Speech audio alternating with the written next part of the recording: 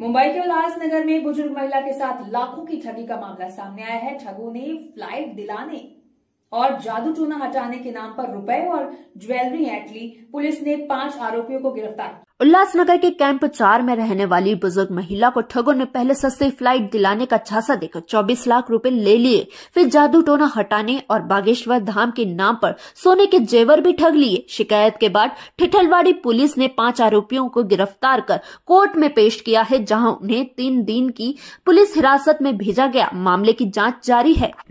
या संदर्भात Vitthalwadi police station या ठिकाणी 11 तारखेला गुन्हा दाखल करण्यात आलेला आहे। 70 वर्षाच्या महिला फिर्यादीने तक्रारी दिली की 2023 पासून ते 11/11/2025 पर्यंत त्यांची फसवणूक होत होती।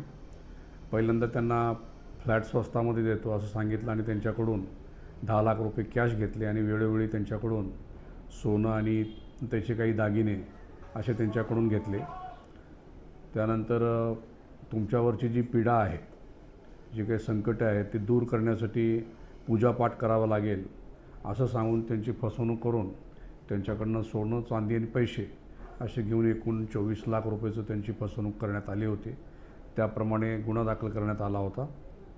सदर गुन्ह्याचा तपास चालू असताना यातील आरोपी जे आहेत 5 आरोपी यांना आम्ही ताब्यात घेऊन चौकशी केली असता त्यांनी कन्फेशन दिलेलं आहे। त्यांना कायदेशीररित्या अटक केलेली आहे। 21 तारखेपर्यंत त्यांचा PCR आहे।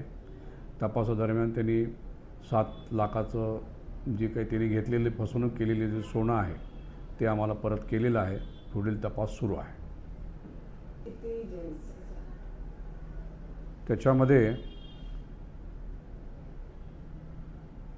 एक जेंट्स आणि 2 जेंट्स 3 लेडीज